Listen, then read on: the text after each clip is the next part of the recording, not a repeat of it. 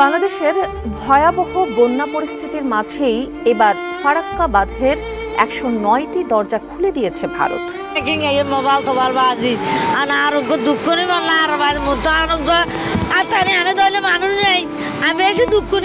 রাজশাহী পদ্মার এমন ভয়ঙ্কর রূপ বিগত প্রায় 8-9 বছর দেখা যায়নি। তো আমি প্রতিদিন এখানে হাঁটতে আসি, প্রতিদিনই পানি ক্রমান্বয়ে বৃদ্ধি পাচ্ছে এবং এভাবে যদি বৃদ্ধি পেতে থাকে হয়তো এটা রাজশাহী শহরের জন্য একটা হুমকি হয়ে দেখা দিতে পারে। বন্ধুরা, ভারত ফারাক্কা বাঁধ খুলে দেওয়ার কারণে উত্তরবঙ্গ কিভাবে ভেসে যাচ্ছে দেখুন। মানুষজনের কষ্ট দু চোখে দেখা যাচ্ছে না। বেগুন পাট সব চলে গেছে, আর কৃষি জমির ধান বীজ ফলছিলাম আর কি, বীজগুলো সব নষ্ট হয়ে গেছে। বন্ধুরা, গত কয়েক মাস ধরে মুষলধারে বৃষ্টি হচ্ছে, যার কারণে পুরো ভারতবর্ষ জুড়ে ব্যাপক হারে পানি বৃদ্ধি পেয়েছে, যার কারণে ভারত নিজে পানির চাপ সামলাতে পারছে না। তাই ভারত ফারাক্কা বাঁধ ছেড়ে দিতে বাধ্য হয়েছে। এতে প্রায় 1-1.5 লক্ষ মানুষের ফিশারির ক্ষতি হবে, কয়েকশো কোটি টাকার ক্ষতি হয়ে যাবে। ইতিমধ্যে কয়েকটি স্তরে বাহাদুর হয়েছে। আপনারা যারা পাহাড়ের ঢলে ঝুঁকিপূর্ণ স্থানে বসবাস করছেন, ফারাক্কা গেটের প্রায় 109টি গেট খুলে দিয়েছে ভারত। এতে করে বাংলাদেশে হু হু করে পানি ঢুকছে। বাংলাদেশের প্রায় 19টি জেলা বন্যার পানিতে ডুবে যেতে পারে।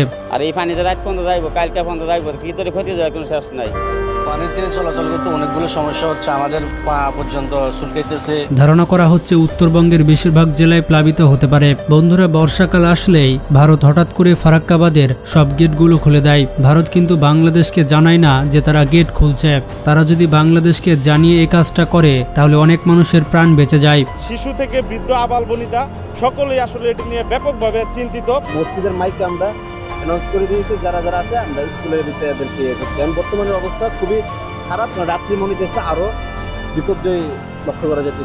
তাহলে একবার চিন্তা করুন, সাধারণ মানুষের জীবনের দাম ভারতের কাছে নেই বললেই চলে। বন্ধুরা, ইতিহাসে বারবার ভারতের সাথে বাংলাদেশের পানি চুক্তি হয়েছে, কিন্তু প্রতিবারই ভারত তাদের চুক্তি ভঙ্গ করেছে। সর্বশেষ 1996 সালের ডিসেম্বর মাসে দিল্লিতে ভারতের প্রধানমন্ত্রী এবং বাংলাদেশের প্রধানমন্ত্রী শেখ হাসিনার মধ্যে গঙ্গার পানি চুক্তির স্বাক্ষর হয়। তারপরও কোনো চুক্তি আজ পর্যন্ত ভারত মানেনি। নিম্নচাপের প্রভাবে উপকূলীয় অঞ্চল সহ দেশের বেশিরভাগ এলাকায় বেড়েছে ভারী বৃষ্টিপাত। আমার বাড়ির 70 দিকে ভারতের পানি একবারে চলে গেছে। আমি আমার ছেলে মেয়ে 9 জন লিয়া মানে বাড়ি সারা হইয়া স্কুলে আয়া অবস্থান। বন্ধুরা, শুষ্ক মৌসুমে গঙ্গার পানি অপসারণের ফলে বাংলাদেশের দক্ষিণ পশ্চিম অঞ্চলের জনজীবন প্রতি বছর বিপর্যস্ত হয়ে পড়ে। এতে বাংলাদেশ লোকসানের শিকার হয় কৃষি, মৎস্য, বনজ শিল্প, নৌপরিবহন, পানি সরবরাহ ইত্যাদি ক্ষেত্রে। প্রতি বছর বাংলাদেশের প্রায় 300 কোটি মার্কিন ডলারের ক্ষতি হয়। এবং এই আব্দুল্লাহ বোট এগুলা সামনগর দিকে কলকাতা ইন্ডিয়ার পানি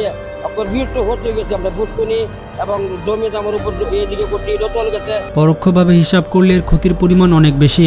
এই ফারাক্কা বাঁধের কারণে পদ্মা নদীতে পলির পরিমাণ প্রায় 20% কমে গিয়েছে। এছাড়া কার্বন প্রবাহ কমেছে 30%। পলি প্রবাহ কমে যাওয়ার কারণে জমিগুলোর উর্বরতা কমে গিয়েছে। শুষ্ক মৌসুমে বাংলাদেশের বিভিন্ন অঞ্চলে সেচের অভাবে অনেক ফসল নষ্ট হয়ে যায়। বিশেষ করে বাংলাদেশের উত্তরাঞ্চলের কৃষি ব্যবস্থা পুরোপুরি ভেঙে পড়ে। আপনারা দেখতে পাচ্ছেন ফসলগুলো জমিতে মারা যাচ্ছে। ভারতের ফারাক্কা বাঁধের কারণে বাংলাদেশের প্রতি বছর বিলিয়ন বিলিয়ন ডলারের ফসল নষ্ট হয়। আমরা আসলে কৃষক যারা আছে তারা সবসময় ঋণগ্রস্ত হয়ে যাইতেছে। স্টিলের যে হচ্ছে আপনার থাকেন আলমিরা, ওই আলমিরাটা পর্যন্ত ভাসতেছে। তো যতটুকু সম্ভব ভারী যে মালগুলো ওটা আমরা হচ্ছে আপনার টিমের মাধ্যমে ওঠানোর চেষ্টা করতেছি। বলা যায় বাংলাদেশের উত্তরাঞ্চল এক প্রকার মরুকরণের দিকে ধাবিত হচ্ছে। আর যদি বর্ষা মৌসুমের কথা বলি তাহলে ভারত হঠাৎ করে ফারাক্কার সবগুলো গেট খুলে দেয়, যেমনটা বর্তমানে দিয়েছে। এতে করে বাংলাদেশে হঠাৎ করে বন্যা দেখা দেয়।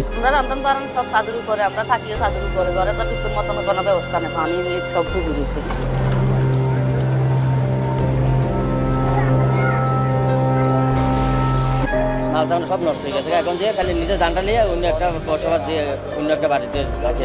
গত 30 বছরের ঘুমতে এত পানি দেখিনি, আমরা জন্মের পর এত পানি দেখি নাই। রাতের আধারে মানুষের বাড়ি পানির নিচে তলিয়ে যায়। এই বন্যার কারণে মানুষের পুকুরের মাছ ভেসে যাচ্ছে, ফসলগুলো ডুবে যাচ্ছে, এমনকি মানুষকে কবর দেওয়ার জায়গাও থাকে না। অনেকে তো বন্যার সময় লাশগুলো পানিতে ভাসিয়ে দেয়। বর্তমানে ফারাক্কা ব্যারেজের গেটগুলো খুলে দেওয়ার কারণে বাংলাদেশের বেশ কয়েকটি জেলা প্লাবিত হতে পারে। শুধু এবছরই নয়, প্রতি বছর ভারত ভারত বর্ষাকালে ফারাক্কা বাঁধগুলো খুলে দেয়। এতে করে বাংলাদেশের অনেক অঞ্চল ডুবে যায়। ফারাক্কা বাঁধের কারণে শুধুমাত্র বাংলাদেশের নয়, ভারতেরও ক্ষতি হচ্ছে। 41 বছর আগে গঙ্গা নদীর উপরে যখন ফারাক্কা বাঁধ তৈরি করা হয়, তখন তার উদ্দেশ্য ছিল জলপ্রবাহের একটা অংশকে হুগলি নদীতে চালিত করে কলকাতা বন্দরকে জীবিত করা। কিন্তু ভারতের সে উদ্দেশ্য পূরণ হয়নি, উল্টো ভারতের অনেক অংশ বন্যার পানিতে তলিয়ে যাচ্ছে। তাহলে এই বাঁধগুলা যে পড়ে গেছে, আগে একবার ভাঙছিল, ওই বাঁধগুলা কিন্তু মেরামত করে নাই সরকারে। বর্তমানেও আবার এখান দিয়ে আরো 2-3 আন্দি ভাঙি পড়ে গেছে। এই কারণে আমরা এই যে পানির মধ্যে এত কষ্টে আছি। প্রতি বছর এই বন্যাটা হয়, এটার জন্য মানুষ অনেক দুর্ভিক্ষর মধ্যে থাকে, মানুষ অনেক কষ্টের মধ্যে থাকে। আমরা চাচ্ছি যে এটা স্থায়ীভাবে যেন এই বাঁধটা যেন কাজটা কমপ্লিট করে। প্রতি বছর বর্ষার মৌসুমে বন্যা কবলিত হয়ে পড়ছে বিহার ও উত্তরপ্রদেশের একটা বিস্তীর্ণ এলাকা। বহুদিন ধরে মালদা ও মুর্শিদাবাদ জেলার গঙ্গা তীরবর্তী যে মানুষগুলো রয়েছে, তারা ফারাক্কা বাঁধের বিরুদ্ধে আন্দোলন চালিয়ে যাচ্ছে। একই সাথে তারা ক্ষতিপূরণ, ভূমি ও পুনর্বাসন দাবি করে আসছে। বর্তমানে ফারাক্কা বাঁধ পশ্চিমবঙ্গের জন্য বড় মাথা ব্যথার কারণ হয়ে দাঁড়িয়েছে। এই ফারাক্কা বাঁধকে অবশ্যই ভেঙে ফেলতে হবে, নদীকে স্বাভাবিকভাবে বইতে দিতে হবে, নদীর বুকে বাধা দেওয়া চলবে না।